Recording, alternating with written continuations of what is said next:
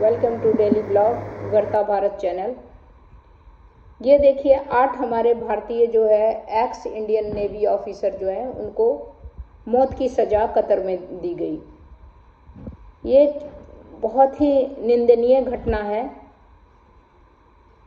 Qatar में जो उनकी मौत की सज़ा दी गई, तो इसके लिए हमारे प्रधानमंत्री जी, विदेश मंत्री जी अभी मीटिंग कर रहे हैं, बातचीत कर रहे हैं कि किस तरीके से उनसे निपटा जाए। साथ में जो उनका परिवार जो है एक्स इंडियन नेवी ऑफिसर के, उनके परिवार से ये लोग अपना संपर्क साधे हुए हैं और उनको कैसे लाया जाए 8 को वहाँ से, उसके लिए को सजाए मौत सुनाई गई है। इन सभी 8 लोगों की गिरफ्तारी अगस्त 2022 में हुई थी और करीब 14 महीने बाद कतर की निचली अदालत का फैसला आया है, जिसे प्रिलिमिनरी कोर्ट कहते हैं। यह कोई साधारण मामला नहीं है। एक तो सभी भारतीय नौसेना के रिटायर और काबिल अफसर हैं, दूसरा इन पर इसराइल के लिए जासूसी के आरोप है। इन पर लगे आरोपों के बारे में किसी को भी ठीक से जानकारी नहीं है। इसमें भारत सरकार भी शामिल है। 5 महीने पहले विदेश मंत्री का बयान है कि हमें आरोपों की पूरी प्रकृति मालूम नहीं। सवाल उठ रहे हैं कि क्या भारत सरकार के पास इन सभी को सजाए मौत से बचाने का कोई विकल्प बचा है।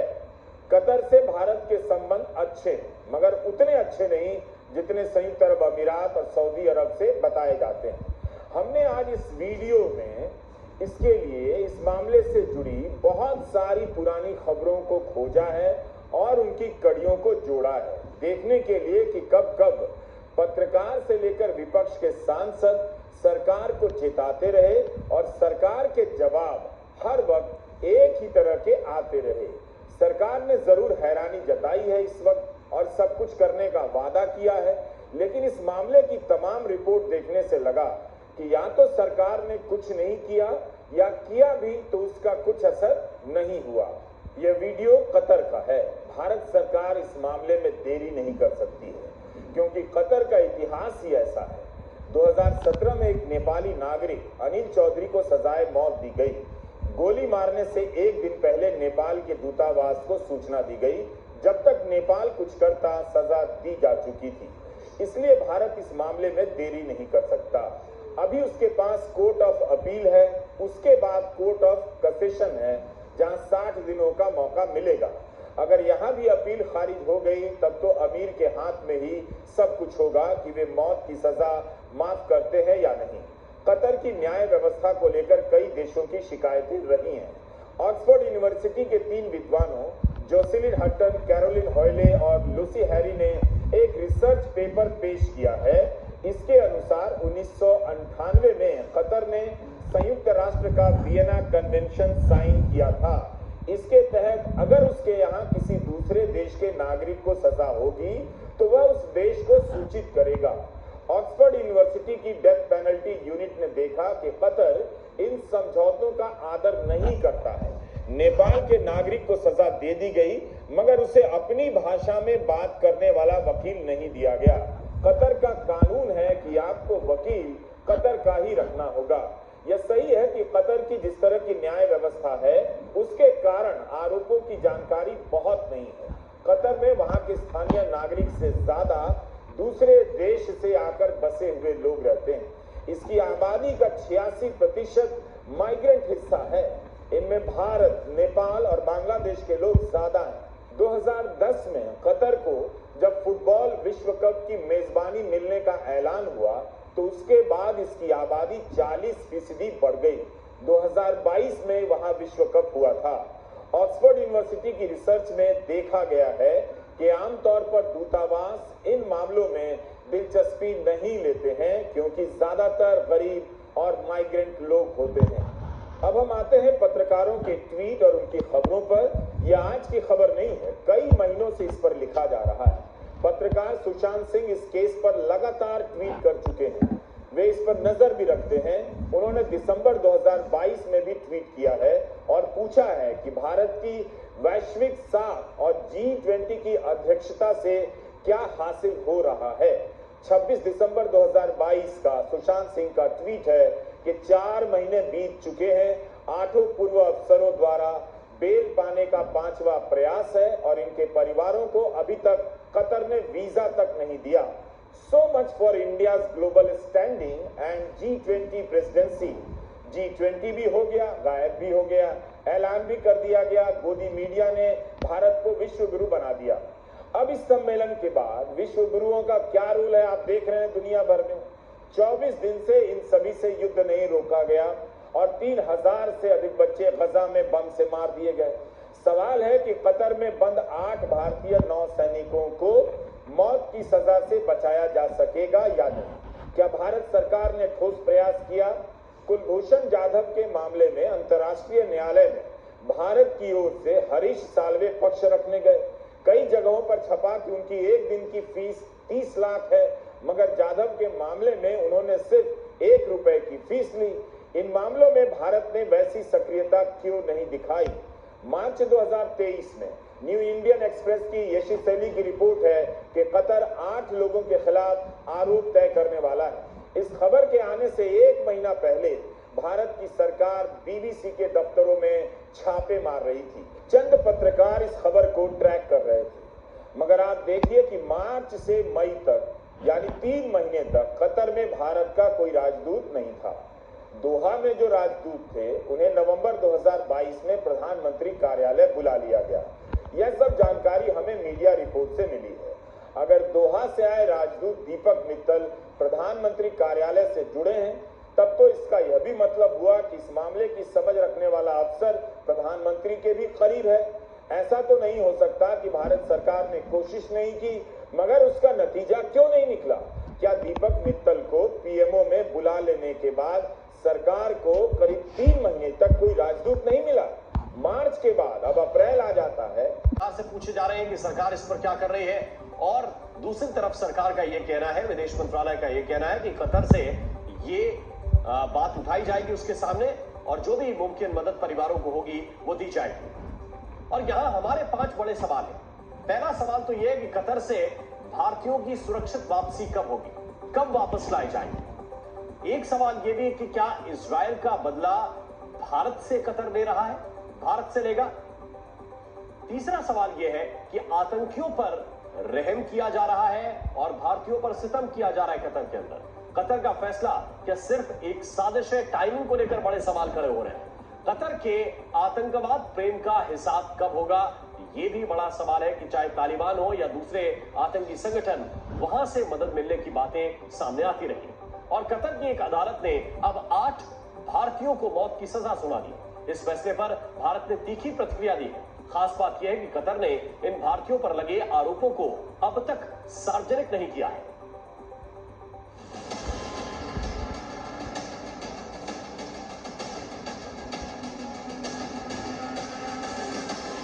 8 भारतीय नागरिकों को कतर की अदालत द्वारा मौत की सजा सुनाए जाने पर भारत ने कड़ा ऐतराज जताया है।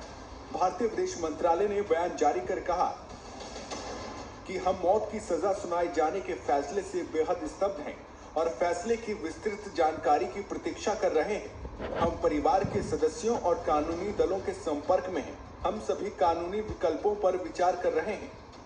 इससे पहले भारत सरकार ने कतर की सरकार से अपील की थी कि वो भारत के इन नागरिकों पर दया दिखाए और उन्हें छोड़ दे।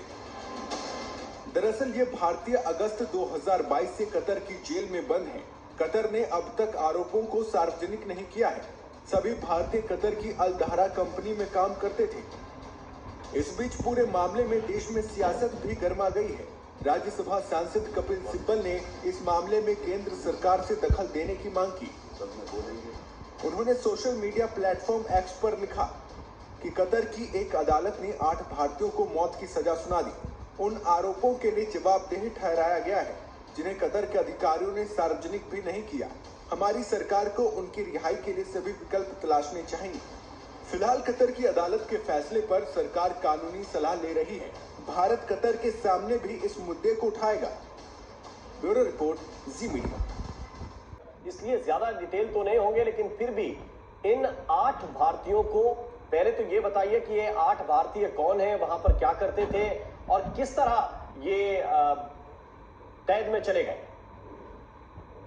देखिए, जैसे आप जानते हैं ये पूरा मामला संवेदनशील है और ये पूरा मामला सवालों के घेरे में या चिंता के घेरे में इसलिए भी ज्यादा है क्योंकि बहुत ज्यादा तथ्य जो है ना तो भारत सरकार ने सार्वजनिक किए हैं, ना कतर सरकार ने, ना कतर की किसी कोर्ट का कोई वर्डिक्ट आपके सामने है। पब्लिक डोमेन के अंदर कुछ भी नहीं है, बहुत स्केची डिटेल्स है। लेकिन कतर का मीडिया जो रिपोर्ट्स कर रहा है उसमें कथित तौर पर जासूसी के आरोप है। हालांकि जासूसी के आरोप ये भी इतने गंभीर हैं कि किसी को सजाए मौत दी जा सकती है और एक व्यक्ति को या दो व्यक्ति को नहीं बल्कि 8 लोगों को एक साथ। तो आप समझिए कि ये जो मामला है उस पर सवाल उठना स्वाभाविक है और इसीलिए भारत के अंदर चिंताएं भी हैं, सवाल भी हैं और इसीलिए भारत सरकार लगातार वो तमाम जो ऑप्शंस हैं उन्हें एक्सप्लोर कर रही है।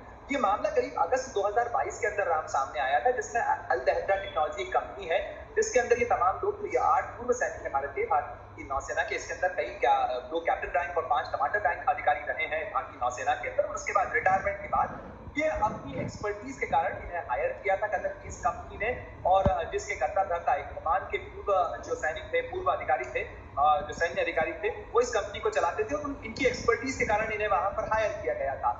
और उसके बाद अचानक अगस्त 2022 में इन्हें गिरफ्तार कर लिया जाता है। मामले की जानकारी सार्वजनिक नहीं की जाती है, भारत सरकार को सूचित नहीं किया जाता है कि इन भारतीयों को गिरफ्तार किया गया है, इन्हें सॉलिटरी कंफाइनमेंट में रखा जाता है। उसके बाद जब परिवार परेशान होता है, परिवार फोन करता है, तब पता चलता है कि इन्हें पकड़ा गया है, सॉलिटरी कंफाइनमेंट में रखा गया है और उसके बाद ये मामला धीरे धीरे खुलना स्वाभाविक रूप से आगे आया और इसके अंदर भारत सरकार की तरफ से काउंसलर एक्सेस किया गया। उसके बाद मार्च 2023 के अंदर कानूनी प्रक्रिया शुरू होती है और इसके अंदर उसके बाद 4 हियरिंग के बाद इन्हें सजाए मौत सुना दी जाती है। लेकिन अभी भी बहुत सारी चीजें स्पष्ट नहीं है क्योंकि दिसंबर 2022 के अंदर विदेश मंत्री डॉक्टर एस जयशंकर ने संसद में कहा था कि इस मामले को लेकर कतर सरकार के साथ उच्चतम स्तर के ऊपर संपर्क किया जा रहा है, हम लगातार इसे फॉलो कर रहे हैं और चूंकि ये भारत की पूर्व सैनिक से जुड़ा हुआ मामला है इसलिए इस मामले को पूरी संवेदनशीलता और पूरी प्राथमिकता के साथ फॉलो किया जा रहा है। लेकिन जिस तरीके का फैसला आया है राम, तो निश्चित रूप से भारत को झटका देने वाला है, भारत के लिए कई गंभीर चिंताएं खड़ी करने वाला है क्योंकि इसमें ट्रांसपेरेंसी का ना होना,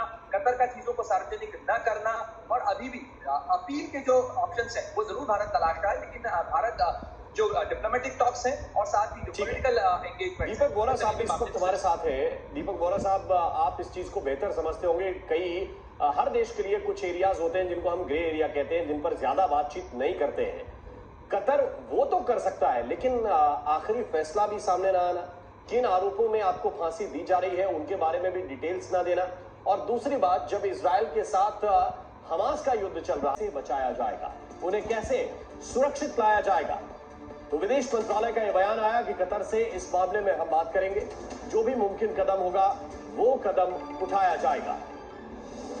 तो कब सुरक्षित वापसी होगी, ये एक भारतीयों को फांसी की सजा सुनाई गई है। जरा देखिए, कतर में फांसी की सजा सुनाई गई। 8 भारतीय जो 2022 से ही कतर की जेल में बंद हैं, उनको वहां की अदालत ने फांसी की सजा सुना दी है। फिलहाल आरोप सार्वजनिक नहीं किए गए।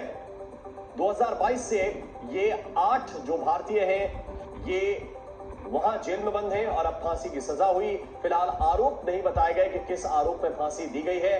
विदेश मंत्रालय को मौत की सजा सभी एक ही तरफ से ये कहा गया है, कतर के सामने मामले को उठाएंगे, मामले पर बारीकी से नजर रख रहे हैं। कतर की अदालत ने भारतीय नेवी के 8 साबिक एहलकारों को सजाए मौत सुना दी। कतर में भारतीय नेवी के 8 एहलकारों को गुज़श्ता साल गिरफ्तार किया गया था।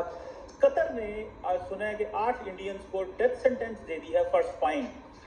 इंडिया जो है वो अरब फ्रेंड्स के जरिए या वेस्टर्न फ्रेंड्स के जरिए कतर को एलोर करने की कोशिश करेगा कि वो इसमें जो है वो मर्सी करे। आप इसको कैसे देखते हैं? पहले आप कहते हैं जासूसी करी, क्या जासूसी करी? आप बताने को राजी नहीं है। ये कहते हैं साहब हमारे कानून में, अरे ऐसा कैसे हो सकता है यार? आप जिसको सजाए मौत सुना रहे हो उसको ये तो बता दो कि तूने गलत काम करा है। तो भारत को पूरी अभी इसमें मेहनत करनी होगी।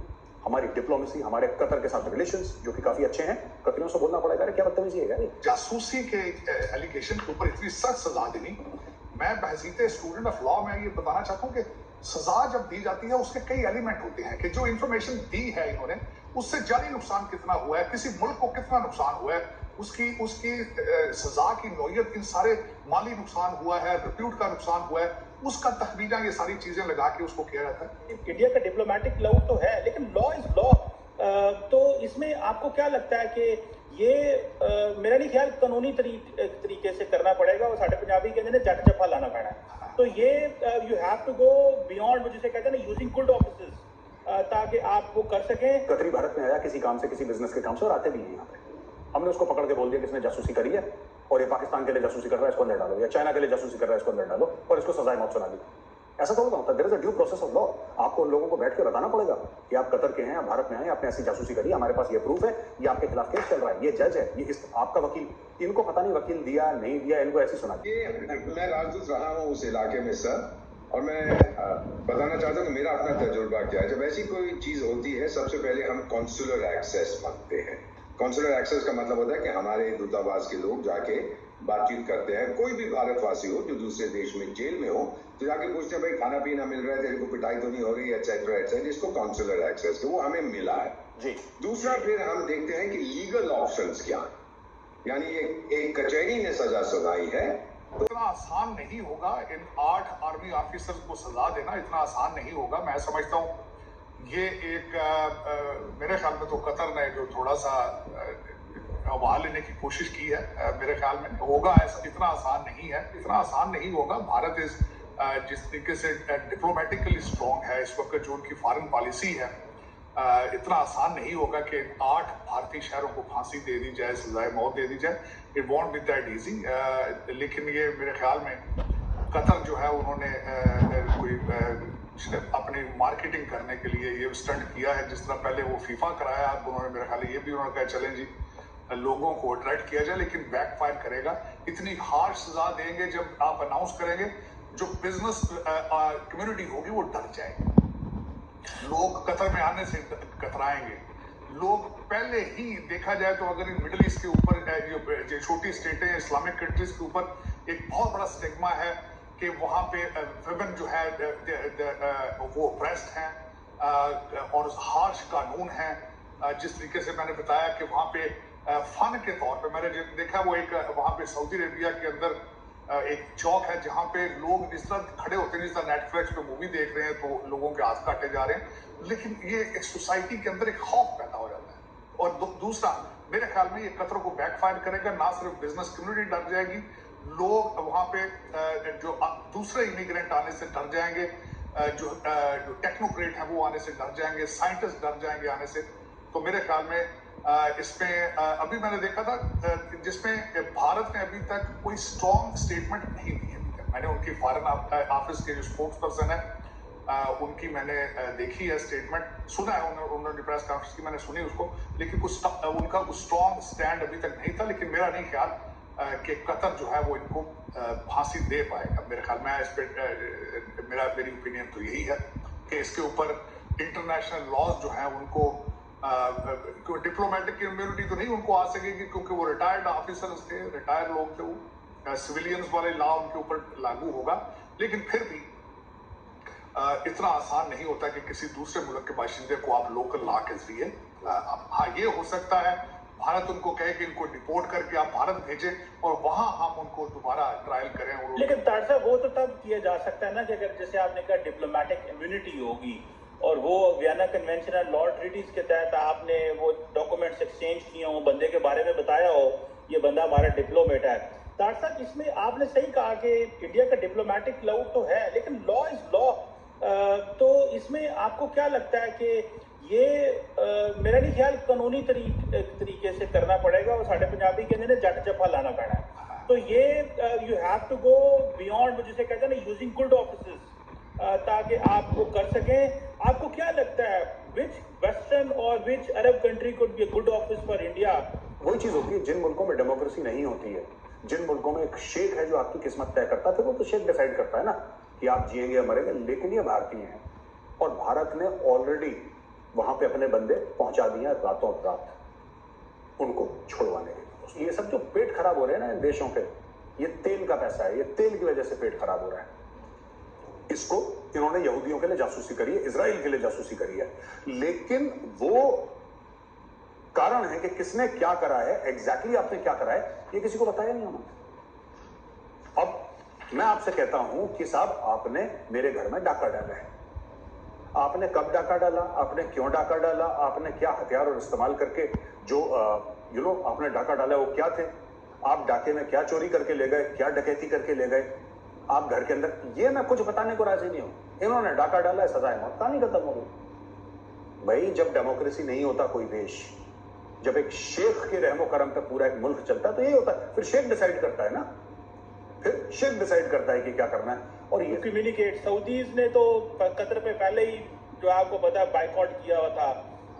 अमेरिका ही अमेरिका है, यहाँ से निकाल सकता है, लेकिन अमूमन तो इंडिया अमेरिका की सुनता नहीं है इतनी, आपको पता है। रशिया से तेल लेना हो, कनाडा के मामले में इंडिया ने अमेरिका की नहीं सुनी, तो यहाँ पे आके जो है आपको पता है कतर ने हमास की तमाम जो लीडरशिप है उसको रखा हुआ है, तो अमेरिकियों की ही इन्फ्लुएंस है। आपको क्या लगता है दोबारा जयशंकर को वॉशिंगटन जाना पड़ेगा? आपको क्या लगता है सर? देखिए, आपने कहा कि हमास है, वैसे तो हमारे तालिबान भाईजान भी उधर ही फिर रहे हैं। अगर उनसे कहा जाए यार कि तुम थोड़े पैसे जैसे लेके इनसे बात करो तो वो भी हो सकती। लेकिन यहाँ पे मैं ये जरूर बताना चाहूंगा, चीमा साहब 7 जो है वो इन्होंने स्टेट्स 7 स्टेट्स जो है ये इन्होंने हाईएस्ट अवार्ड मोदी साहब को दिया है, ये भी यहाँ बताना चाहूंगा। और बहरीन साथ है, बहरीन भी जो है वो इब्राहिम अकॉर्ड का भी हिस्सा है, अमेरिकन भी है। कतर के अंदर अमेरिका की जो है बेस भी मौजूद है, बहरीन में भी उनकी बेस मौजूद है।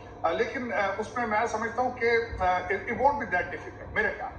देखिए, इस्लामिक लॉज के हिसाब से अगर इस्लामिक लॉज है तो उसमें मर्डर के ऊपर भी जो है दय्यत देकर, पैसे देकर तो आप माफी मांग कर आप उसमें से मर्डर में से छूट जाते हैं। आप इस्लामिक लॉ इतना सख्त नहीं है अगर देखा जाए, उसको उसमें गुंजाइशें मौजूद हैं। दूसरा, अगर देखा जाए तो इस वक्त इंटरनेशनल कम्युनिटी सबसे पहले तो ये देखना शवाहिद देखना चाहेगी कि how guilty they are, what are the